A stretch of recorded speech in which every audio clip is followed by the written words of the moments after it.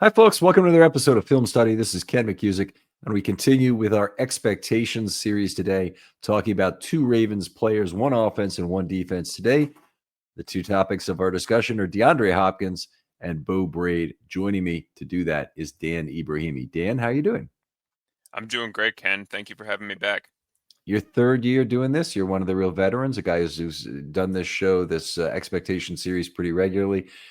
This is the easiest show of the year to get sold out. I put out about 35 invites for 30 spots, and people scarfed them up right away in terms of who they want. And they're, for whatever reason, about the first three people to respond all wanted Tyler Loop and Nate Wiggins.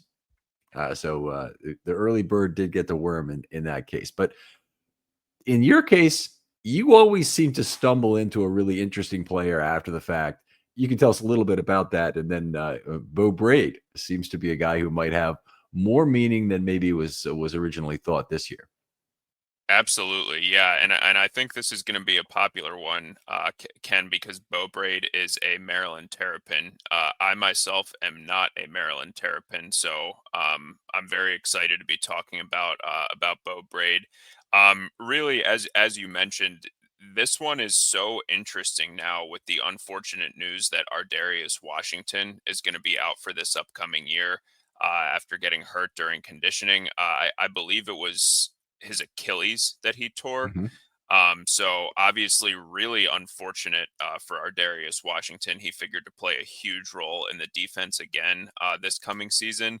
Now it really looks like Brade is going to be competing with Sanusi Kane for kind of that third safety spot, as well as some playing time on special teams. Really possibly on every special teams coverage unit off the top of my head. I would think they're trying to get snaps from Brade there. Right. So let's talk a little bit about who Brade was in 24, first of all. But I agree with you, by the way, in terms of how you've laid this out here. He played just 11 defensive snaps during the regular season, 2 tackles, 1 miss, just not a lot to go on in total, obviously. He had 16 tackles in 115 preseason snaps. But one of the things that was very consistent about his play, and if you look back to my preseason articles on Brade, I praised him quite a bit. But the problem was he was playing extremely well close to the line of scrimmage and definitely did not have success in coverage, being in the right spot, deep in the down the field and whatnot. Even though he only allowed 2 catches on 7 targets for 22 yards, which certainly isn't bad. I did not see back end safety characteristics in that preseason, and I didn't see him in college either. Frankly, I thought this is a guy who's a strong safety / dime back, and the Ravens really now, with the loss of Ardarius Washington, need a free safety / split backfield, safety. They need somebody who can play the back end. Absolutely. And to be completely honest, I do think Brade is going to get a shot to take that spot. I think both he and Kane will. I'm just not really sure that either of them is really the right guy to take that spot. And I know that when you get down the safety depth chart, nothing is really going to be perfect, but in a way, Ardarius Washington's injury happened at such an interesting time, well before camp opens, that there are still some decent options on the free agent market, including, if I'm not mistaken, a familiar name in Chuck Clark, who, while a different player from Brade, both Clark and Ardarius Washington are, either late round or undrafted safeties who have, turned in pretty nice careers with the Ravens relative to their draft position or lack thereof. Yeah, and Clark, of course, leveraged that. It leveraged his play into not only leading the defense, going into that 2009, or not going into, but taking over the reins in the 2019 season, weathering the arrival of Earl Thomas, and then dealing with that, and then maintaining the red dot after that. Sorry, the green dot. But he's a guy who, it was a real loss losing him to the Jets, which was unfortunate.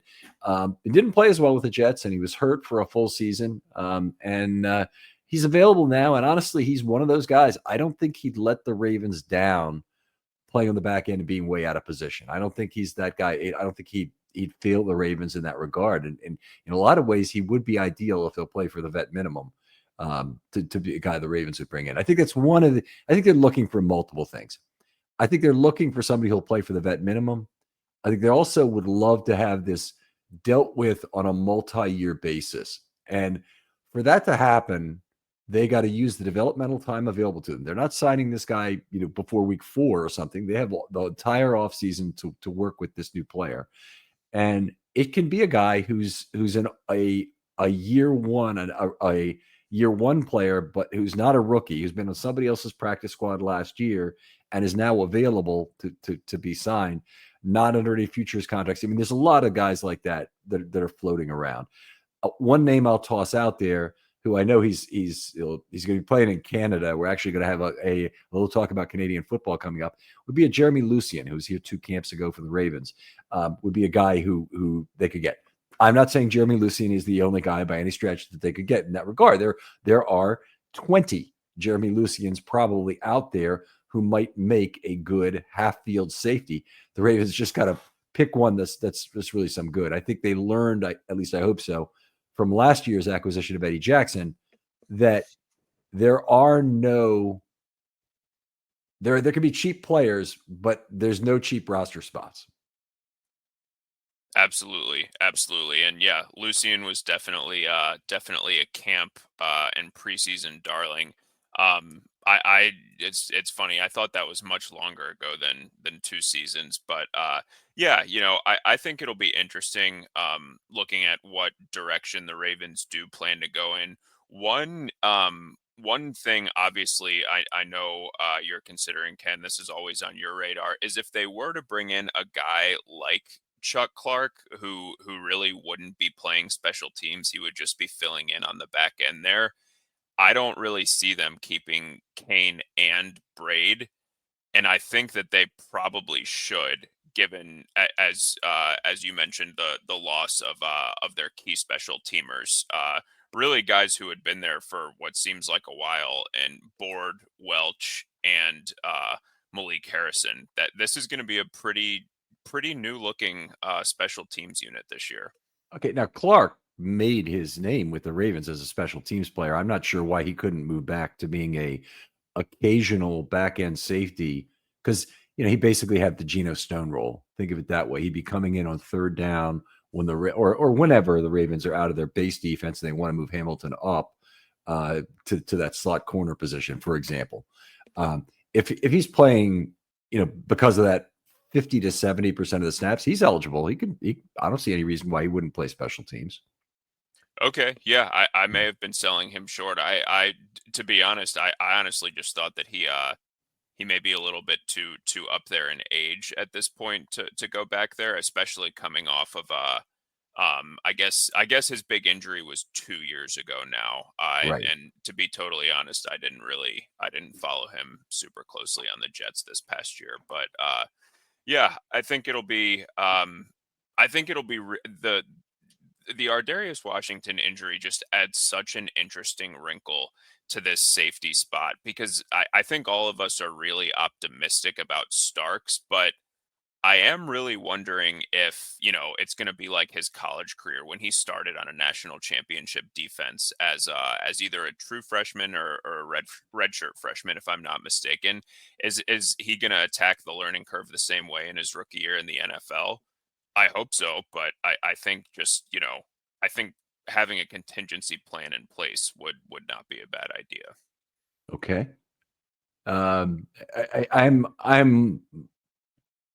I'm good on both Sanusi Kane and Brade getting at least a trial. And I do think what's happened is going to force the Ravens' hand a little bit in the preseason and in camp in terms of trying out a lot of players at that position.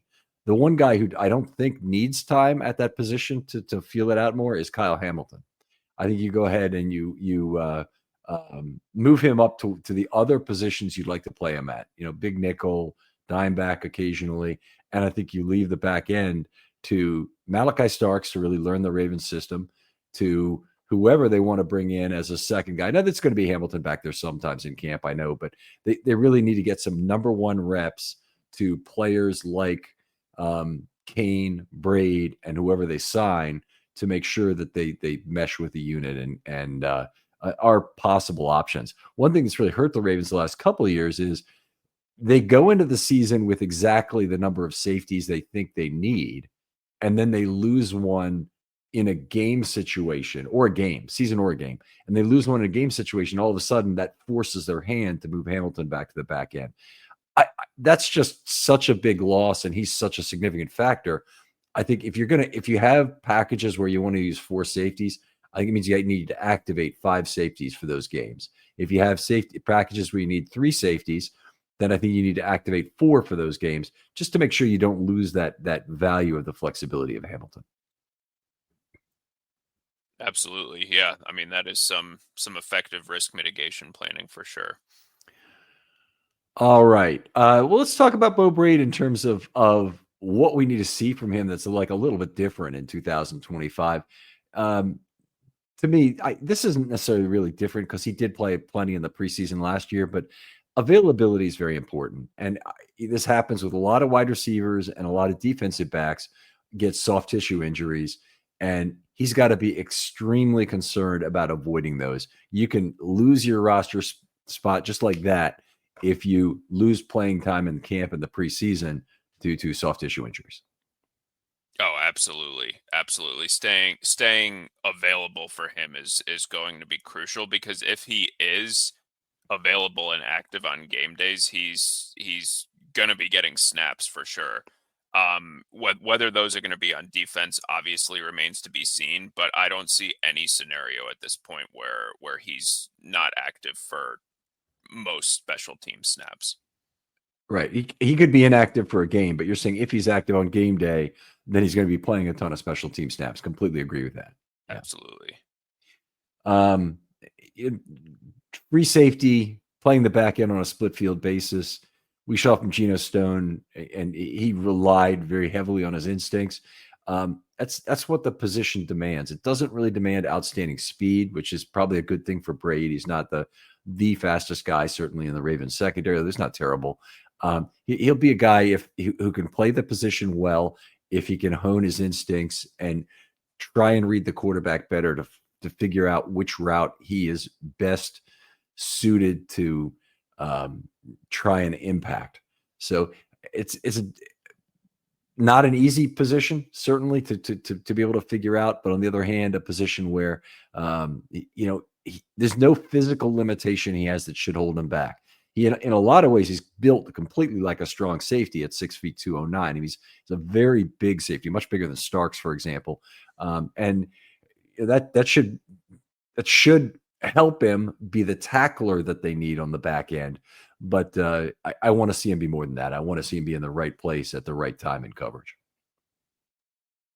Absolutely. I mean, I think that's skepticism about his skills in coverage is probably what caused him to go undrafted. I think as a casual follower of Maryland football, I assumed that he would get drafted coming out of college. I was really surprised when the Ravens drafted Sanusi Kane over Brade. It worked out great because now the Ravens have both, and they were able to get Brade as an undrafted free agent. But yeah, I think him just really showing that he can be serviceable in that regard as a back end safety is what's going to help him stay in this league for a long time and have the tenure of someone like Chuck Clark. Obviously different players, but yeah, I think that's something that hopefully he can really hone in the preseason this year after having a pretty good preseason last year, as you mentioned. Yeah, he just turned 23 in January, so the clock's not running down for him. I mean, he's younger, I think, than Ed Reed was when he was entering his rookie year. So it's certainly an opportunity for him to take a step forward. Well, let's try and lay out some goalposts here. What's a good season for Sanusi Kane for Beau Brade from your perspective? So I would say in a good season,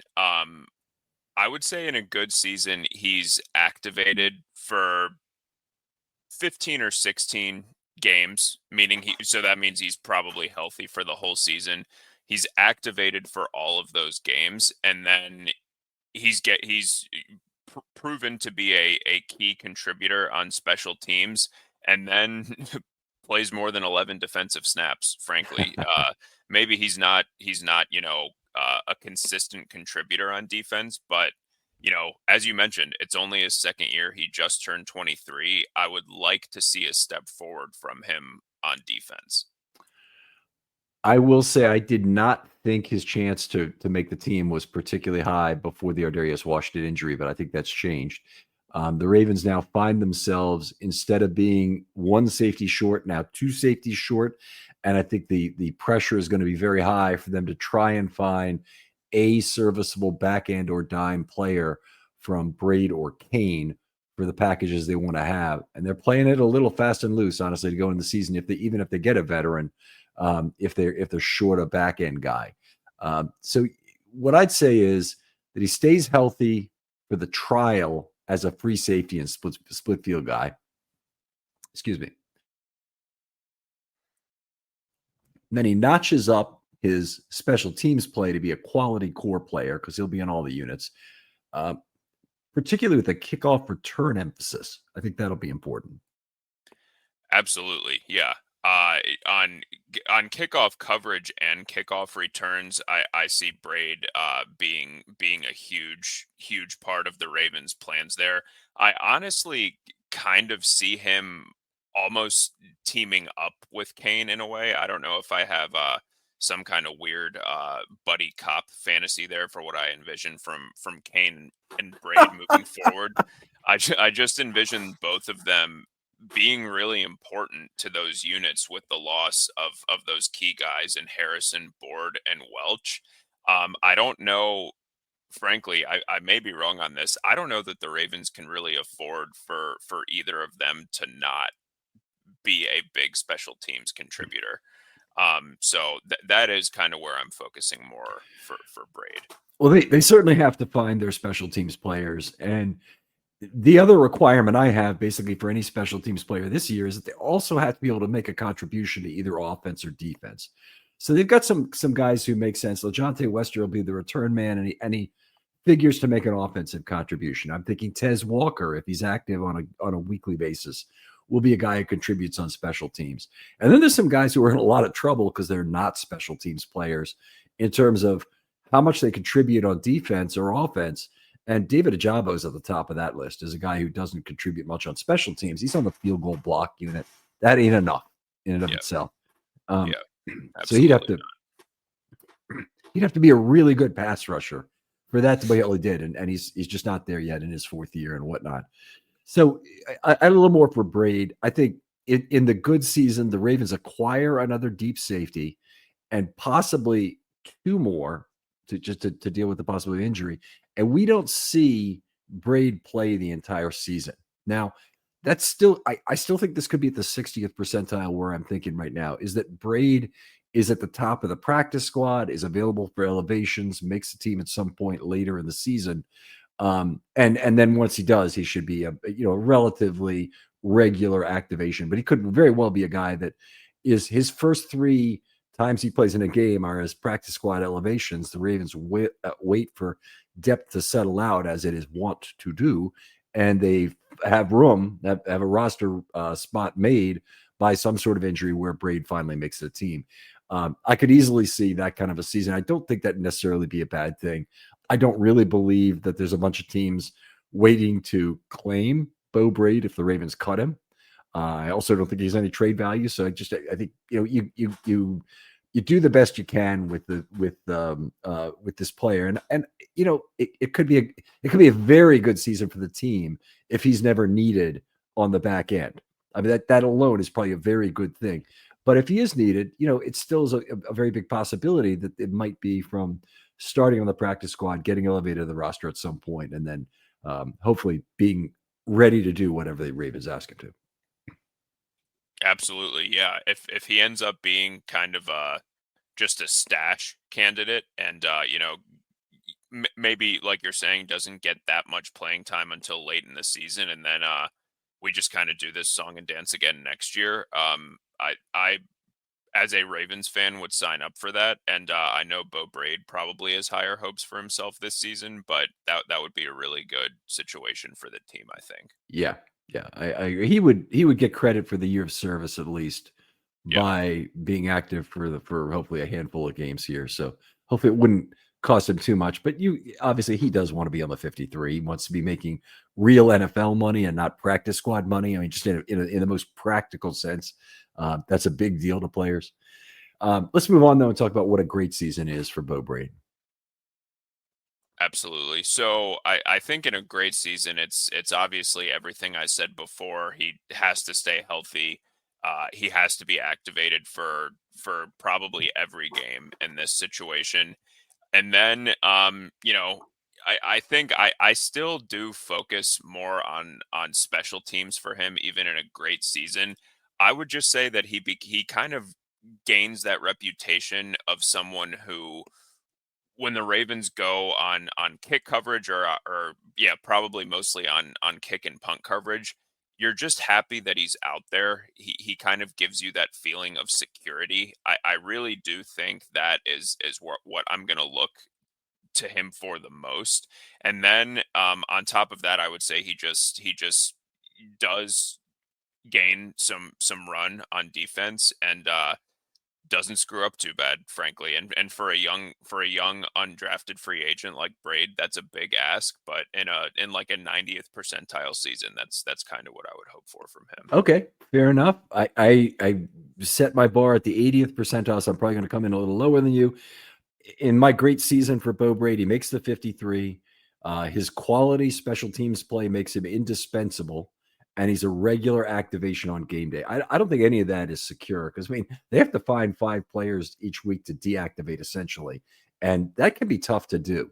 You have to do oftentimes some cutting, and it could be Tez Walker and he are competing for a spot, or it won't be an offensive lineman, but it could be a defensive lineman. Remember, they've had all these games where they've absurdly, to my way of thinking, gone with 4 defensive linemen active, when I think it's just absurdly risky.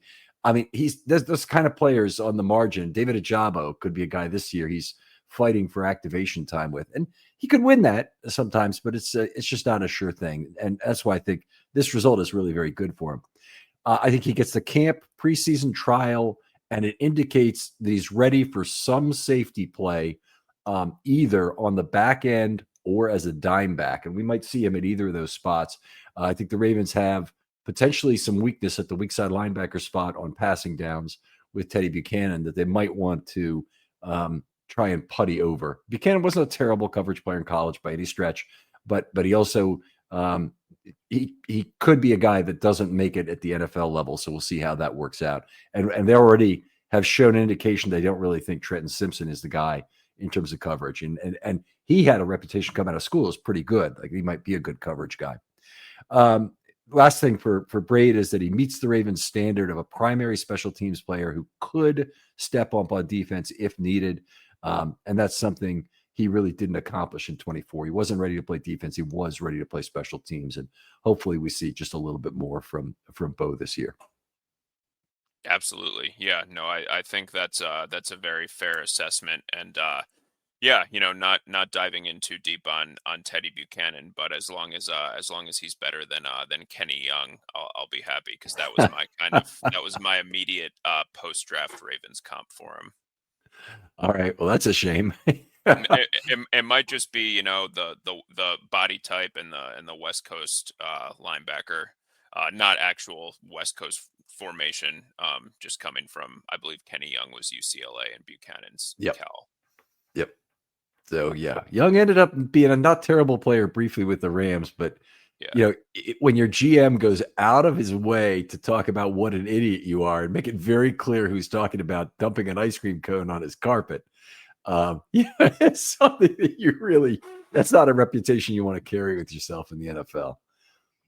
Yeah, I had remembered him being included as a literal throw-in in the Marcus Peters trade, but I had forgotten about the ice cream cone story. That was not a great look. All right, let's move on and talk about a player that I think a lot of people tuned in to try and hear about. And of course, we're talking about him second. DeAndre Hopkins signed to a 1-year contract for $5 million plus incentives that could take it to $6 million. Void years are included to take it through 2029.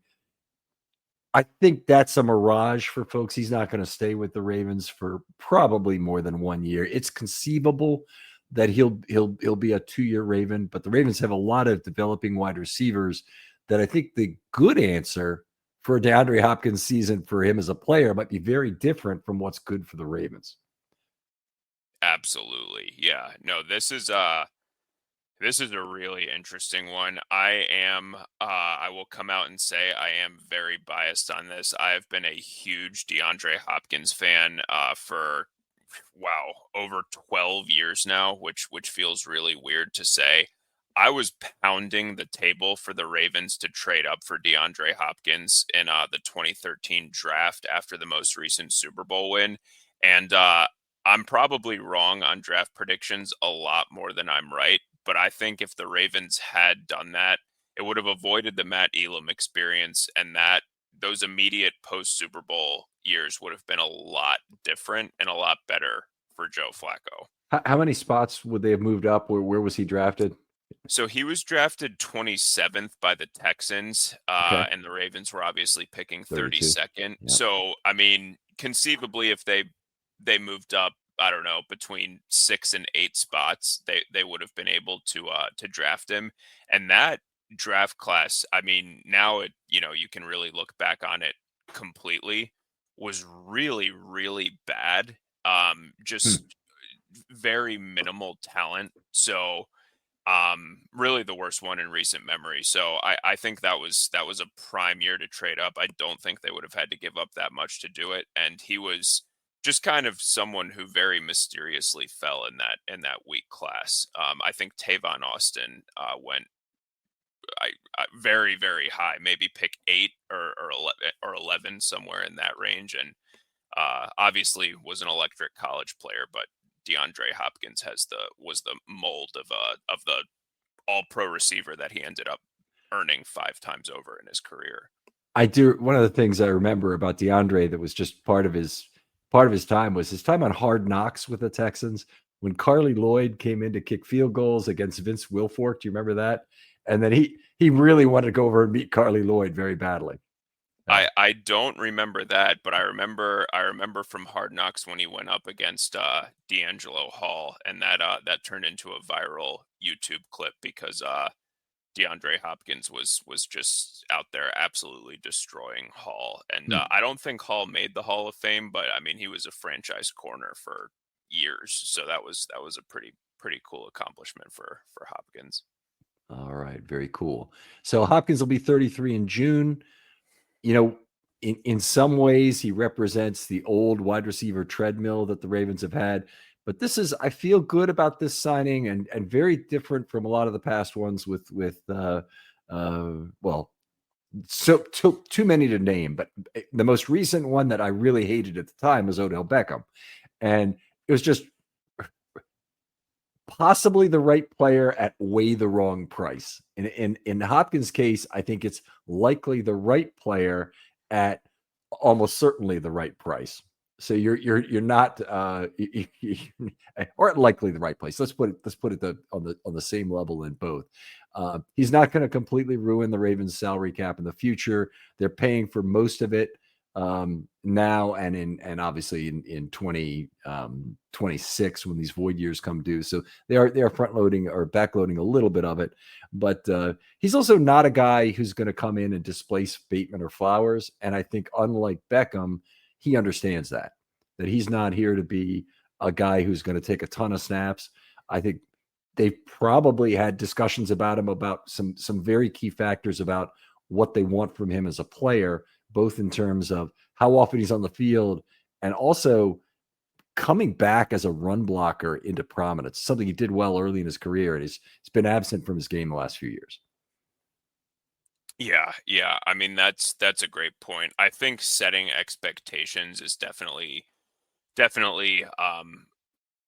a really just kind of a big part of whether Hopkins is going to have a successful season here or not. I think that the Beckham signing is really interesting to look back on. He was obviously incredibly overpaid here, especially relative to what to what he ended up being here, and then immediately after he left, when obviously was not able to really produce either.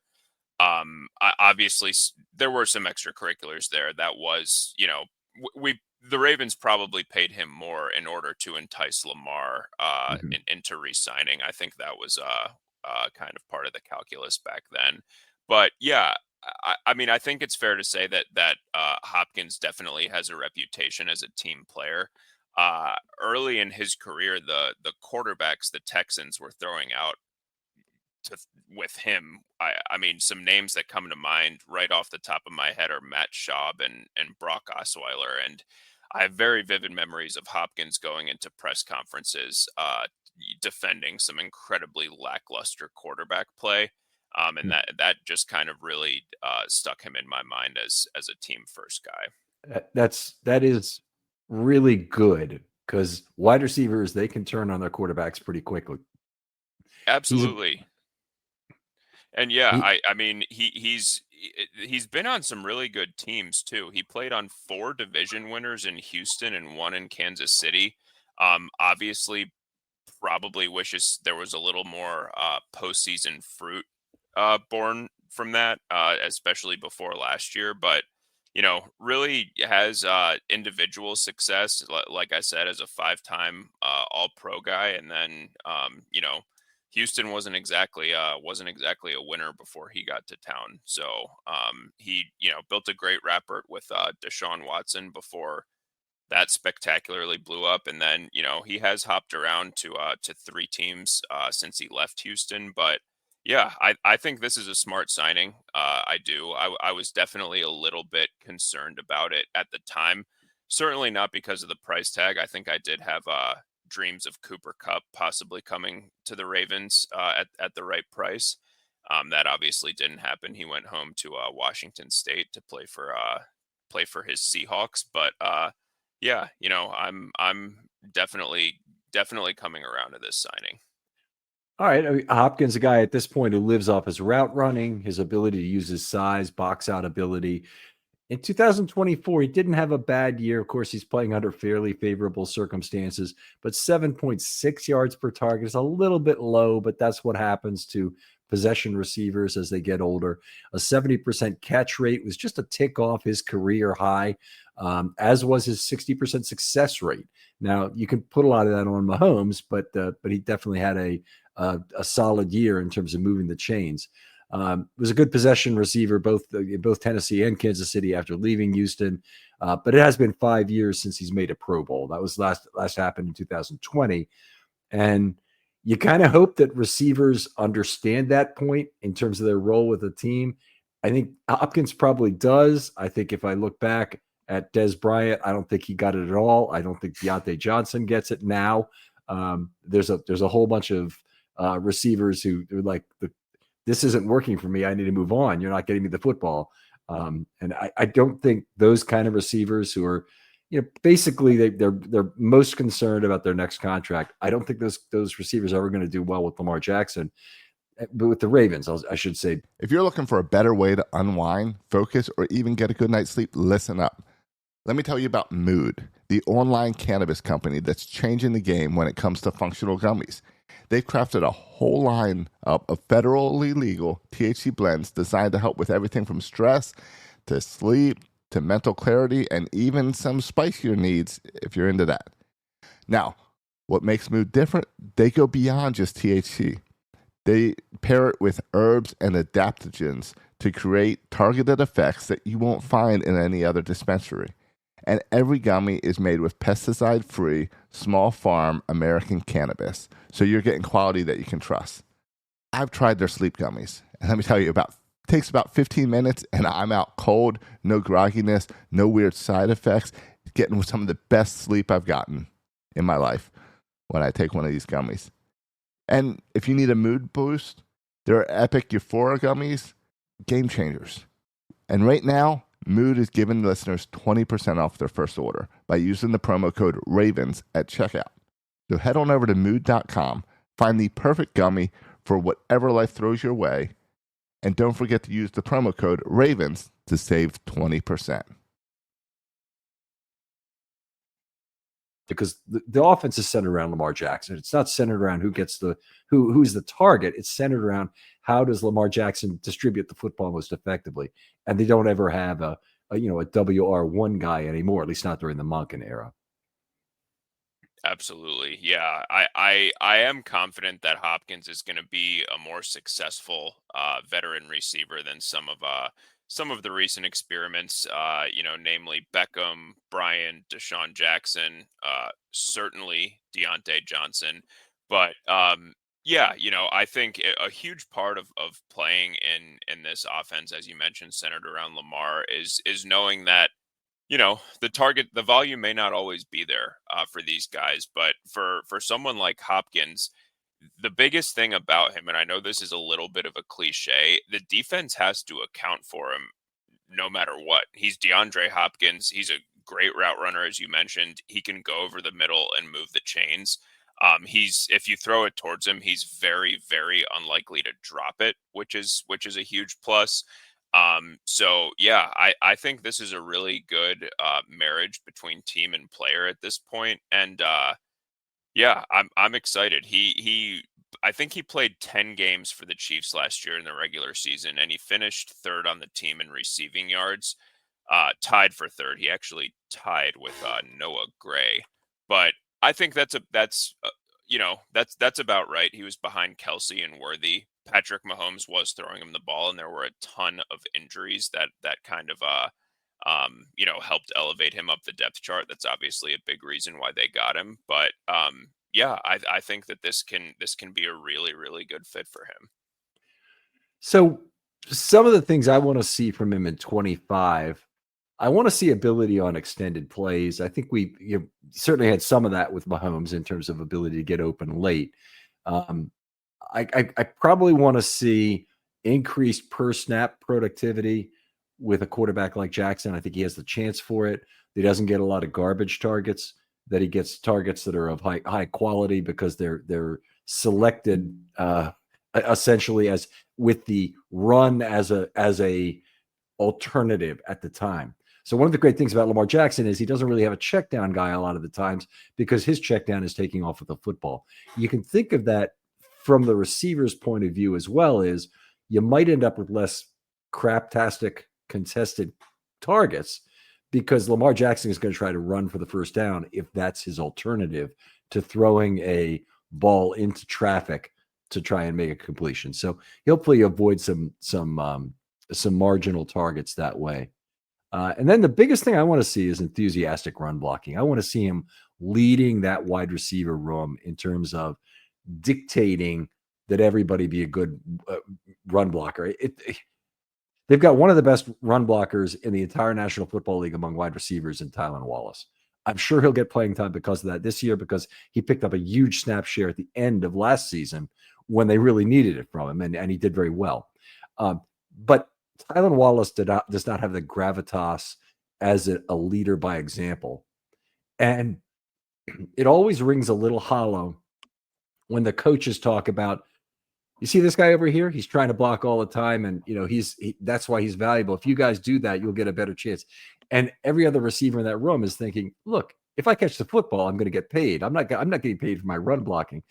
But if DeAndre Hopkins does it, by example, different matter entirely. That a guy who's willing to subject himself to the system a little bit, subject, either way, to the system is going to be a much more potent argument for the others to fall in line. Absolutely.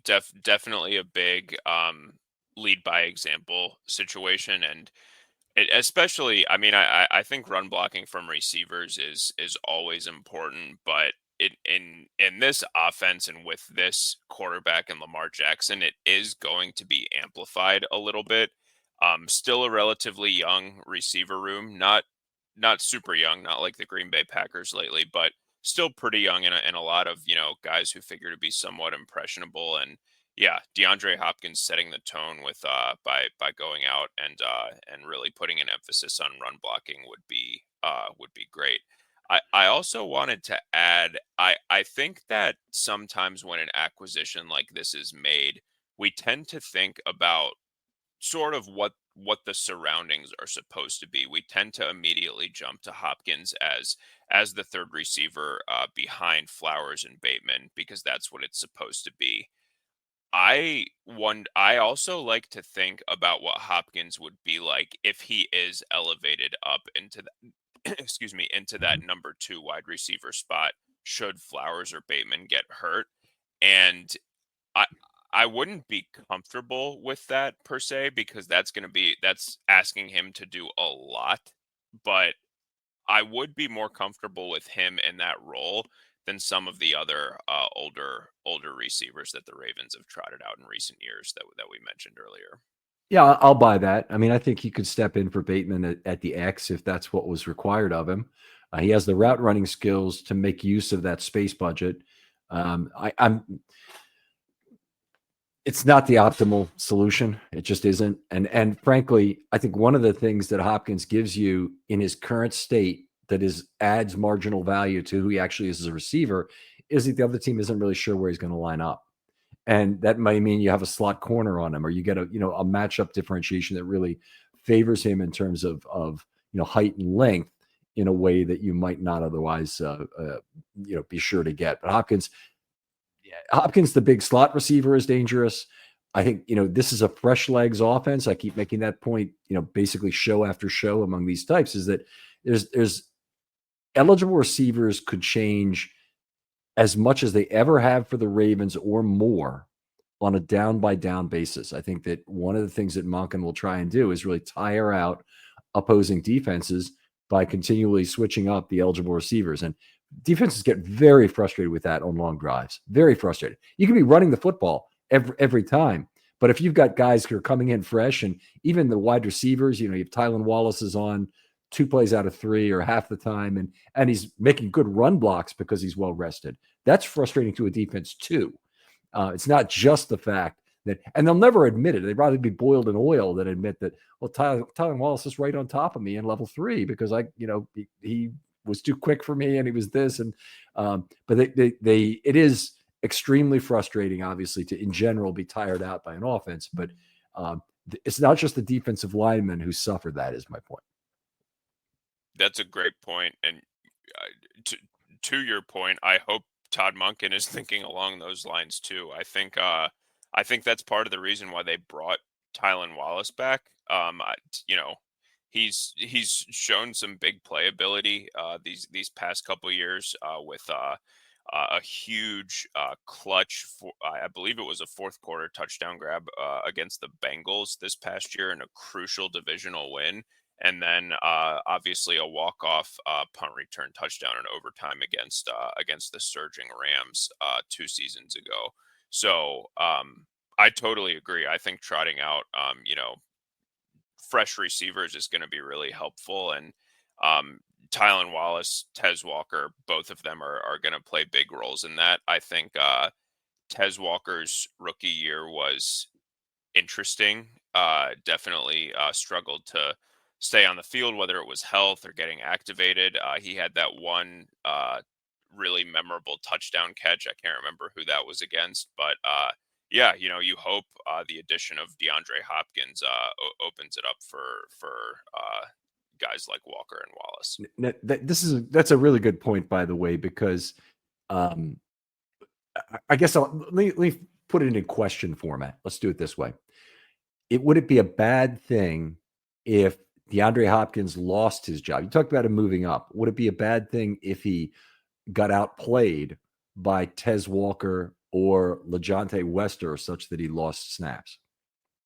No. I mean, not in my opinion. I think you had actually posed a similar question to me a few years ago about Adisa Isaac versus Ojabo, and that kind of trained my brain in thinking this way. Um, I think the answer kind of comes down to because Walker and Wester have more control. You would rather the arrow is pointing up with them after this year and have them under control than with Hopkins.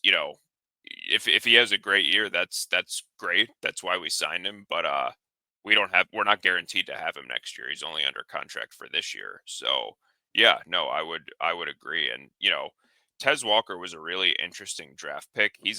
He has shown the ability to be that big play guy. It's really just been a matter of him staying on the field. So I think a big season from Tez Walker would be awesome. Yeah. Yeah, I do too. And there's a couple of ways it could happen, but the easiest way to probably see it happening is injury. And the injury could come to really Bateman and Hopkins are the two players who'd be most likely that their injury created time for Walker. And it's also possible that's going to create more snaps for Tylan Wallace also. But Walker would be the player who has not only the team control, because I'm with you entirely on that, and very nice to hear you say it exactly that way. But the other thing is that when you get an up arrow from a young developing player, that has more value to it because you think it should be there and that growth is real. For a player like Walker or Wester, who are just starting out, we don't exactly know where to set the floor and the ceiling for these players for 25, 26, 27. We learned where to set the floor and the ceiling for a player like David Ajabo for 3 consecutive years. And unfortunately, floor and ceiling both have dropped pretty significantly, frankly, since the that first year of his. So it is very important. You want development. You want to be able to see and validate the development that's going on. And yes, of course, you always want a first contract player to outplay a veteran 1 year player. Yeah, absolutely. And this front office, by a lot of measures, has done a great job since they've come kind of into power in 2020, I believe it was. And I apologize for not having this exact stat offhand, but I believe that since 2020, the Ravens have drafted the most receivers by quite a lot. And I think a lot of our fans would be happy that attention has been paid to the position, and the importance of the position has been acknowledged. But maybe would have been nice to hit on one or two more of those picks so that the attention could have been turned elsewhere. Bateman and Flowers, pretty good paydays for being first round picks, though. I don't think there's a lot of complaining to do about those two, frankly. Bateman, absolutely. His production has come a little later, but I guess if I had a complaint, it'd be that some of the production in the mid rounds has not been all that great. And that was true of Ozzy's last draft too in 2018. Was that he missed the picks he missed on basically were those mid round wide receivers, Lasley and Jaleel Scott, who ended up not being anybody. But the rest of everybody else contributed to the Ravens in one way or another, or ended up being a very good player with another team. Absolutely. Yeah. No, that's great point for sure. And Bateman's arrow has been quite odd. I was very critical of him after the first couple years, and then I did not want to pick up his 5th-year option or re-sign him. But then I think it was 3 years, $15 million. I think most of us were pretty on board with that as a very team friendly deal that he very much exceeded expectations for last season. Yeah, I mean, now he's got, frankly, one of the most valuable second contracts in the entire NFL for a wide receiver. And if you're really looking at what player has the most trade value, that's where you start. I mean, is who's got the best contract. I did want to go over one other topic here before we go on to a good and a great season for DeAndre Hopkins, and that is the Ravens are at a crossroads in terms of what this offense is going to look like in the future. And they've largely put themselves there by not addressing the tight end position in this draft via some combination of a trade, whoever that might be. And I'm not saying that Isaiah Likely, I wanted to see him gone. I'm just saying that it would have been easier if they could have drafted a tight end and unstacked their contracts, which are all coming due at the same time. But now they've got Ricard, Kohler, Andrews, and Likely all coming due at the end of this year. There are multiple ways you can address that. You can address that with a mad scramble to fill those same positions. And it won't be too hard to get Ricard back. He'll be cheap, and it'll be a similar deal I think he gets next year after this year, if they want him back, if he's still meeting the standard. The 3 tight ends, I think all 3 of them could be gone. And they're going to have to try and find a way to sign some of them. But now this offseason would have been the time. And you got three guys whose future is still up in the air as of now. We just gave a bunch of money to Derrick Henry. Not a bad signing, by the way. I'm okay with it, given who Derrick Henry is and was this last year. But it does restrict the amount of money they have to spend on players like Likely and Travis Jones and maybe even Tyler Linderbaum. Absolutely. I totally agree as far as the Derrick Henry signing goes. I really was not surprised by it, especially after this past year when he, by all means, blew expectations out of the water. I think we can hope for, I don't think he'll have as good of a year this year. I don't think that's a reasonable expectation, but I think we're all hoping that it's a fair contract. And the just where it falls in the running back pecking order relative to his production and age is fair in my opinion. Um, I do wish there was a little bit more of a plan moving forward at tight end specifically. I am on board with continuing this kind of pattern with Ricard. I think that it makes perfect sense for both player and team.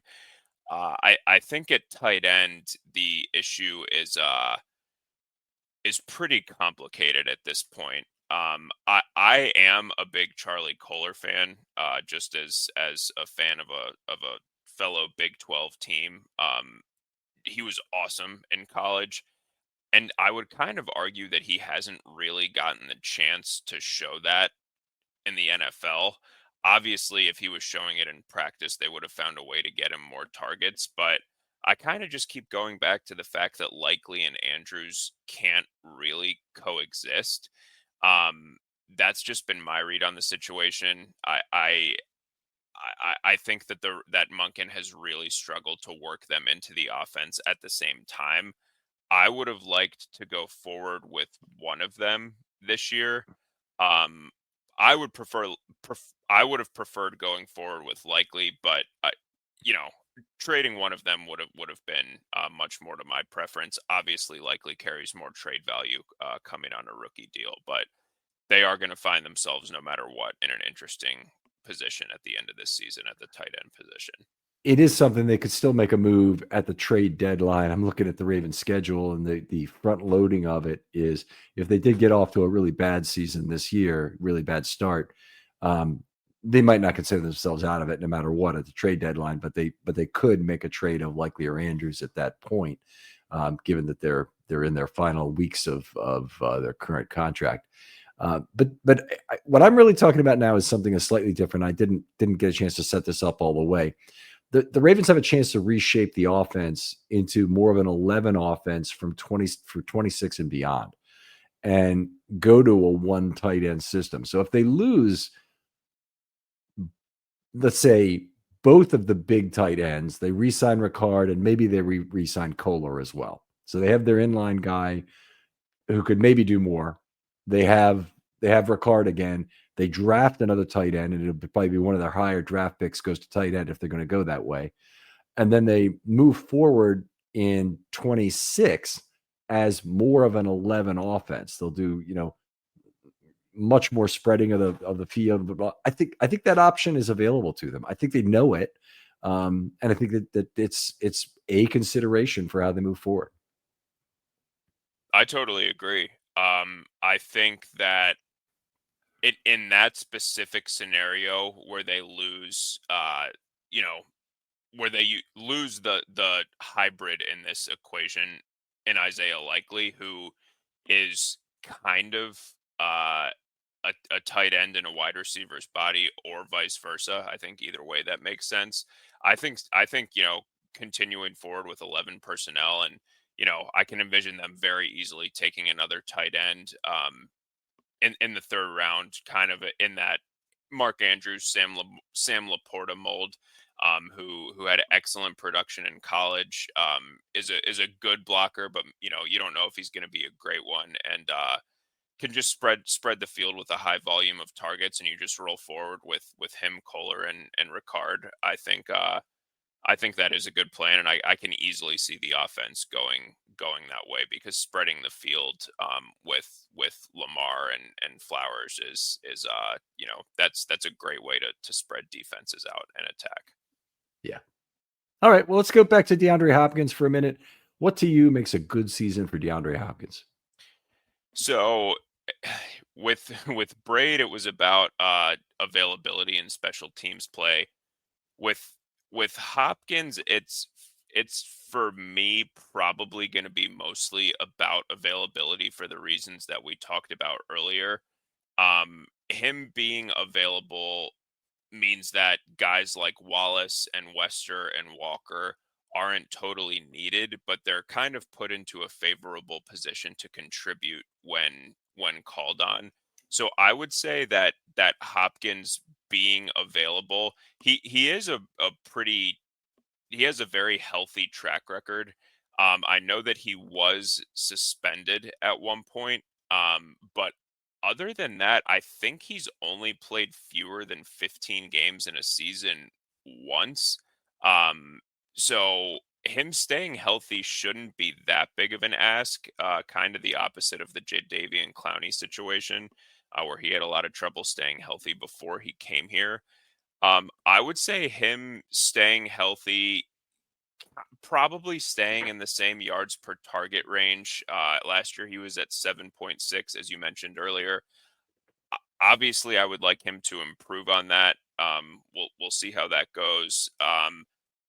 So yeah, I would say keeping around that yards per target, staying healthy, and then I think last year he was right around 600 yards. I certainly wouldn't want to see him do a whole lot worse than that. And then, yeah, just proving a valuable piece when it comes to improvising with Lamar on the run. When Lamar escapes pressure, and then as you mentioned as well, just kind of setting the tone for the rest of the offense with run blocking. Okay, I have a little bit different take on a good season because I think he's should suffer a pretty significant target drop. And it's a combination of things. The Ravens offense being successful, the Ravens as a team just playing much more blowout games, much more positive game script football where they run the ball, um, doing less total passing, more of a spread out passing, less of a focus on who converts third down. They're not going to have a set guy, I don't think. If anybody could do it, it'd be like a player like Hopkins could suddenly take over that kind of a role potentially. But they have so many other guys with Andrews and Likely and Bateman and Flowers who are all weapons. You don't want to have one set guy that you're known to really be focusing the ball out on third down. So I'll just read you what I said. Provides quality wide receiver depth in a fresh legs offense. Targets and yards are well below fan expectations, but per target results are good. 8.0 yards per target is what I like to see. And again, I think decrease in marginal targets will fuel some of that. With 40 to 50 targets on a 17-game basis. I don't know how many games he'll play, but I think for a good season, you probably need to play at least about 13 or 14 for me to consider it a good season. Provides value on extended plays, no worse than an average run blocking player who has been marginal since he left Houston. So that's something he needs to step up his game. I don't think the Ravens will let him not step up his game as a run blocker and continue on the way he's been doing it the last few seasons. Absolutely. Yeah. I think that's a very fair assessment for where the Ravens would expect to see him in a good season. Moving on to where I see him in a great season, I do kind of have a different spin for this. I would like to see him become a reliable red zone target for Lamar. I know that there are a lot of options there, but as a bigger body who's hasn't historically been afraid to go over the middle, that's kind of what I would look to for him. I would look to him to play at least 15 games in that scenario, and then really no drop off as far as yards, so at least 600, um, probably 8 to 10 touchdowns, and then the big thing for me and where I would put a different spin on it is I would really, really want to see a productive postseason player. He has been productive in the postseason in the past. He really wasn't at all this past postseason. 3 catches on 8 targets for 29 yards and a touchdown across 3 games.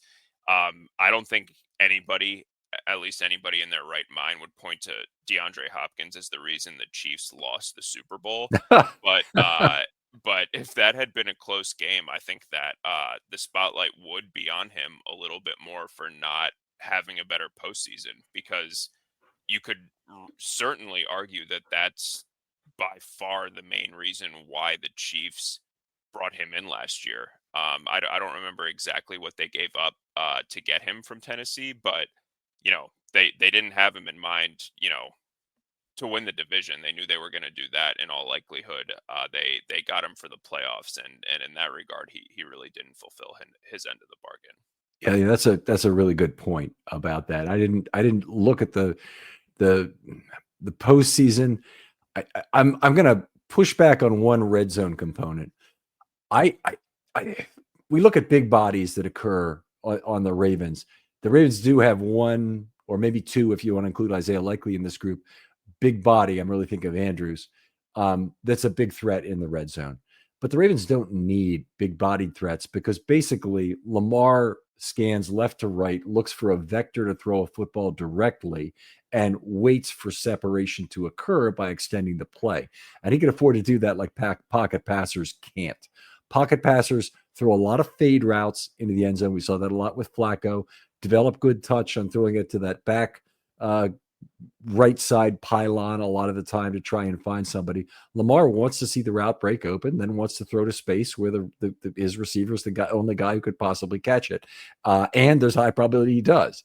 And he very rarely throws up an interceptable ball in the end zone. That's why I'm not buying the need for a red zone threat from Hopkins, but that's okay. I mean, he's still a conversion on third down, extended play threat. Love him in that regard. I think the Ravens are probably not in need of another red zone threat in particular. But let me tell you, what I've got for a great season is that he stays healthy and takes an expanded role with effort in the run game, play on third down, and extended play availability / mind meld. So he's got the same relationship with Lamar that we saw Andrews have a couple of years ago. I hope that doesn't lead to a bunch of marginal targets. But then he also could provide something that Beckham did, which is some veteran savvy to draw some penalties that, frankly, were just some unbelievable things Beckham was getting away with when in his year with the Ravens. I want him to lead the wide receiver room you mentioned tone in the run game, but I think tone across the board would be good. Avoid diva characteristics. If anybody can talk to a young player about why it's not appropriate to have diva characteristics in this situation, his set of experiences wandering across the NFL from some very successful teams to some very unsuccessful ones was right up there in terms of valuable life experience. And I hope he imparts some of that. I want him to have full support for a fresh legs offense, if that indeed is what Monken wants to run. I think it is, but we'll see. And I think in a great season, he gets about 8.5 yards per target, maybe 65 targets at the top end. And I want to look. I thought he had 80 targets last year. Well, he did, and ain't no way that's happening again. I mean, no way in hell. But I see 80th percentile, he gets maybe 65 targets and 550 yards. And I think if they come to the end of the year and the Ravens are seriously considering a 2026 extension, I think that generally means that DeAndre Hopkins has had a great year. The other thing it could mean is that there's been some disaster with the guys behind him on the totem pole, that Wallace might have fallen off in some manner that the team can't live with, but more likely that Walker and Wester are not the players that they hoped they would be. And they're scratching for answers with the loss of tight ends to figure out, hey, how do we fill this gap in receiving for 26? That's a great point. I really had not thought about life with Hopkins after this coming season, but that's a really good point. I don't think he's going to be ready to retire by any stretch after this year. And if he shows that he has anything left in the tank, I think he's definitely going to want to continue playing. And to your point, a lot can change in a year, but based on, the writing on the wall, this is probably an offense in 2026 that he could look to be a contributor to again, which is really interesting. I hadn't kind of considered that part of the calculus.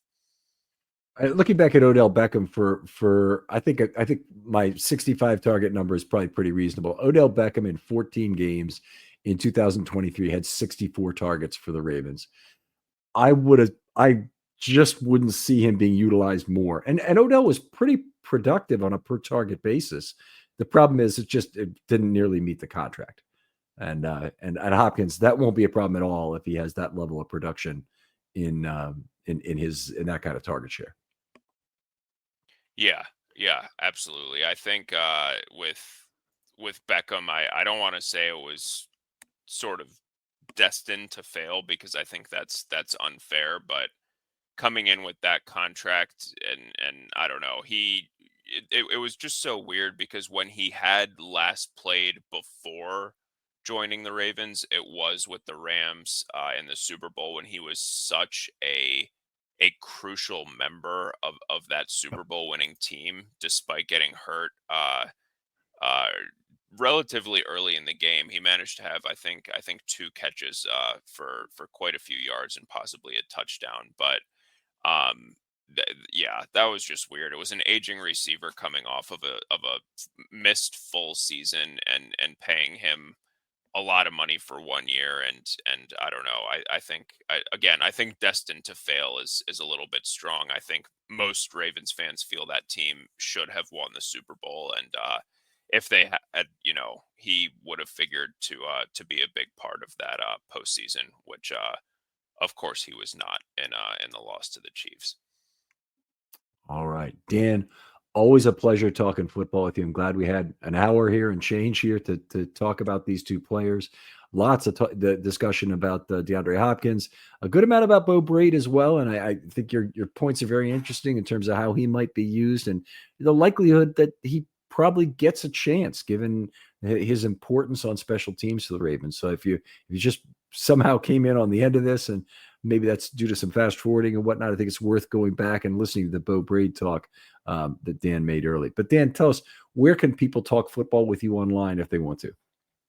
Yeah, absolutely. And as always, Ken, thank you so much for having me. These were 2 really fun players to talk about. I think lots of Maryland Terps fans are going to be really listening thoroughly to that Beau Brade segment. But I'm on X at DRE8820. All right. Other folks out there, this is Film Study short season. If you'd like to be on a show and have something you're passionate about with regard to Ravens football, I'll be trying to do about 1 per week that are woven in with this expectation series that'll take up most of the next 8 weeks or so that lead up to training camp. So I'd love to hear from you and love to get you in on the schedule during that time. Dan, thanks again for joining me. Thanks so much, Ken. We'll talk to you next time on Film Study.